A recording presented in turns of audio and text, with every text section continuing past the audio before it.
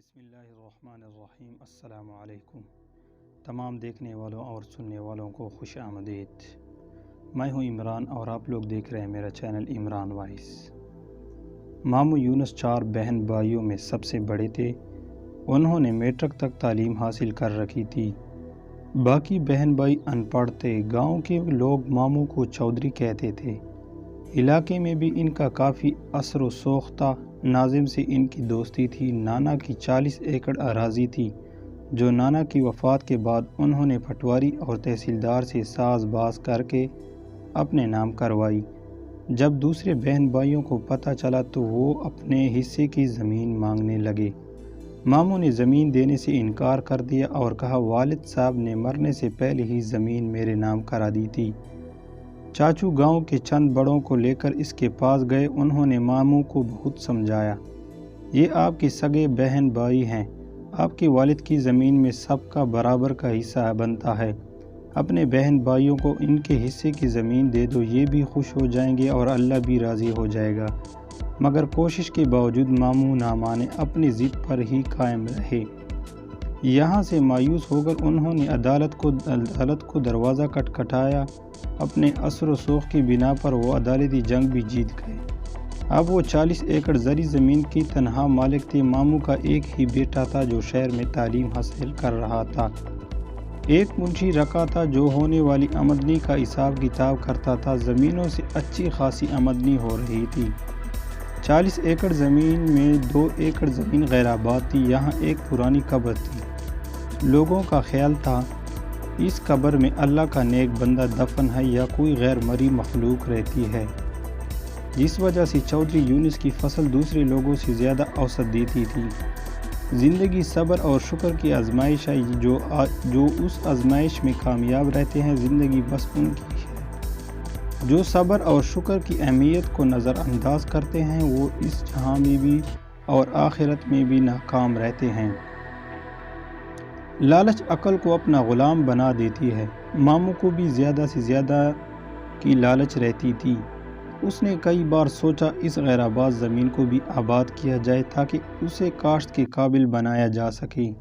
اس طرح آمدنی میں بھی اضافہ ہوگا۔ ایک دن اس نے اپنی منشی لیاقت کو اپنے ارادے سے آگاہ کیا۔ منشی نے کہا ٹھیک ہے چودھری صاحب، ہم صبح کام شروع کریں گے۔ 8-10 دن میں یہ زمین ہموار ہو جائے گی۔ دوسری دن جب قبر والی زمین کو ہموار کرنے کا کام شروع ہونے لگا تو گاؤں کے بزرگ ماموں کے پاس آئے۔ انہوں نے کہا اس زمین کو ہموار نہ کریں۔ یہاں کوئی اللہ کا نیک بندہ دفن ہے یا کوئی غیر مرئی مخلوق رہتی ہے۔ ان کو تنگ نہ کرو، اللہ نے آپ کو بہت کچھ دیا ہے۔ آپ نے اگر ان کو بے گھر کیا تو یہ آپ کے لیے نقصان دہ ہوگا۔ انہوں نے بڑوں کا کہنا مان کر کام روک دیا۔ رات کو ایک نادیدہ قوت ماموں کے پاس آئی جسے دیکھ کر وہ ڈر گئے۔ آپ کون ہیں اور کیا چاہتے ہیں؟ میں کوئی بھی ہوں، آپ کو اس سے کیا غرض؟ آپ کو یہ بتانے آیا ہوں کہ آپ کی غیر آباد اور بنجر زمین ہمارا مسکن، آپ نے جو اسے ہموار کرنے کا منصوبہ بنایا ہے اسے اپنی ہی ذہن سے نکال دیں۔ اگر آپ نے ایسا نہ کیا تو آپ کا بہت نقصان ہوگا، آپ کی زمینوں کی آمدنی بھی ختم ہو سکتی ہے۔ یہ کہہ کر وہ کمرے سے نکلا اور فضا میں تحلیل ہو کر ماموں کی نگاہوں سے اوجھل ہو گیا۔ صبح ماموں نے منشی کو اپنے پاس بلوایا، رات والا واقعہ سنایا اور قبر والی زمین کو ہموار کرنے سے منع کر دیا۔ وقت گزرتا رہا۔ ایک دن ماموں کو فالج کا اٹیک ہوا۔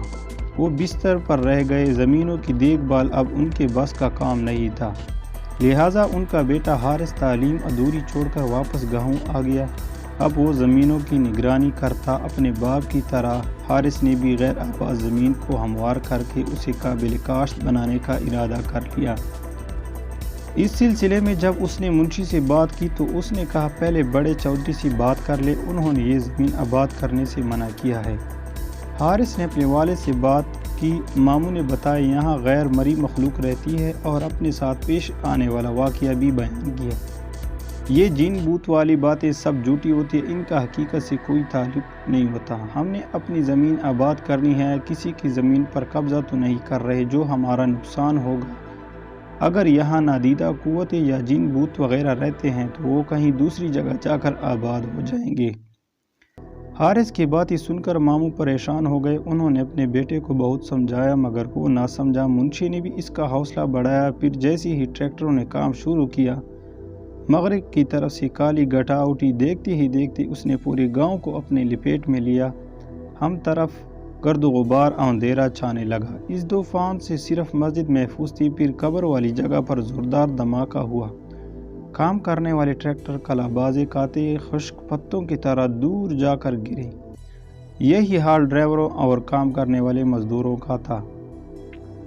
ہم آج کسی کو نہیں چھوڑیں گے، ہم تمہارا نام و نشان مٹا دیں گے، تم نے ہمارا سکون برباد کیا، ہمارے بچوں کو مارا، ہم تمہاری نسل کو مار ڈالیں گے۔ یہ آواز اس قدر خوفناک اور کرخت تھی کہ ہر ذی روح کو خوف آنے لگا۔ ہر طرف آہ و بکار اور قیامت صغریٰ پر پاتی ایک نادیدہ قوت حارث کو اٹھا کر چھت تک لے گئی اور پھر ایک ہی دم چھوڑ دیا اور دڑم سے فرش پر کمر کے بل گرا۔ اس کو کافی چوٹیں آئی۔ بلا ہوا اس مؤذن کا جس نے اللہ اکبر کہہ کر ظہر کی اذان شروع کی۔ اذان کی کلمات سنتے ہی ہر طرف سکون ہو گیا۔ گاؤں کے لوگ مسجد کی طرف دوڑے۔ مسجد کا صحن زیادہ وسیع نہ تھا کہ گاؤں کے سارے لوگ اس میں سما جاتے۔ لوگ امام مسجد سے دعا کی اپیل کرنے لگے۔ امام مسجد نے دعا کرائی، اے مخلوق خدا، ان غریب لوگوں کا تو کوئی قصور نہیں، یہ چودھری کے ہاں مزدوری کر کے اپنا اور اپنے بچوں کا پیٹ پالتے ہیں۔ آج بھی یہ لوگ وہاں مزدوری کرنے گئے تھے۔ یہ لوگ آپ کی بستی سے بے خبر تھے۔ انجانے میں جو غلطی کر بیٹھے ہیں اس غلطی کی معافی چاہتے ہیں۔ ہو سکے تو چودھری صاحب کو بھی معاف کر دے، یہ سب شرمندہ ہے، آئندہ کبھی آپ کو بستی کی طرف نہیں جائیں گے۔ پھر اچانک سفید لباس پہنے ایک بزرگ سامنے آئے۔ اے آدم کی اولاد، ہم بھی آپ کی طرح خدائے بزرگ و برتر کی پیداوار ہیں۔ ہم اپنے آپ میں گم رہنے والی مخلوق ہیں۔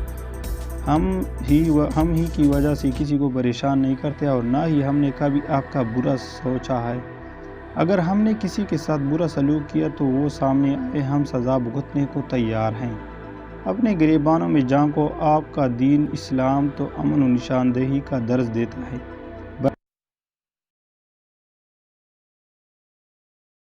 تحمل اس کے اصول ہے، صراط مستقیم اس کی راہ ہے اور سچائی اور انصاف جذبہ ایمان ہے۔ چودھری یونس اور اس کے بیٹے کا کردار سب کے سامنے ہے۔ لالچ کی ہوس نے اس کو انسان سے حیوان بنا دیا۔ جھوٹی شان و شوکت بڑھانے کے لیے انہوں نے اپنوں کا حق مارا، بہن بھائیوں کی زندگی عذاب بنا دی۔ جاؤ، ہم تمہیں معاف کیا، پھر کبھی بھول کر بھی ہماری بستی کی طرف مت آنا، اور دوبارہ غلطی کی تو معافی نہیں ملے گی۔ یاد رکھو، اس وقت ہم خوف خدا سے آپ لوگوں کو معاف کر رہے ہیں، مگر چودھری یونس اور اس کے بیٹے کو کبھی معاف نہیں کریں گے۔ ان کو تو ہم تڑپا کر مار دیں گے۔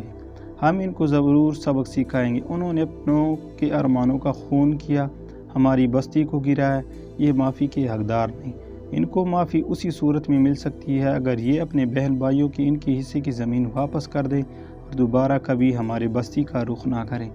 سب لوگ گردنیں جھکائے ان بزرگ کی باتیں سن رہے تھے اور ان کی دہشت سے کوئی کام رہا تھا۔ اب میں جا رہا ہوں، اگر چودھری صاحب نے ہماری بات نہ مانی تو ہم اس کو عبرت کا نشانہ بنا دیں گے۔ اور بزرگ چند قدم پیچھے کی طرف پھر غائب ہو گئے۔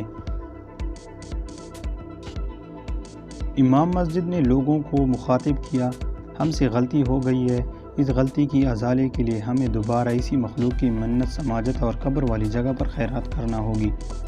ہمیں ہر حال میں اس مخلوق کو راضی کرنا ہوگا۔ اگر ہم نے ایسا نہ کیا تو پورا گاؤں راکھ کا ڈھیر بن جائے گا۔ اسی وقت گاؤں کے ہر بندے نے اپنی حیثیت کے مطابق امام مسجد کو پیسے جمع کرائے اور شام کو قبر والی جگہ پر خیرات کی گئی۔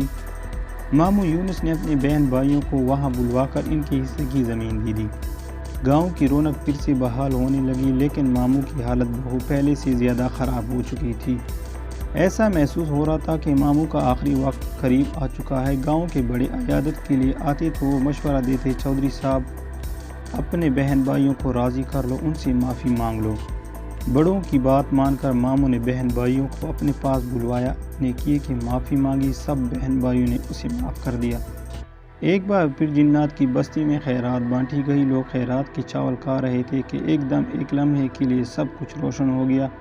امام مسجد نے کہا، جنہوں نے دل سے چودھری صاحب کو معاف کر دیا۔ دوسرے دن حارث نے اپنے والد کو شہر کے ایک اسپتال میں داخل کروا دیا۔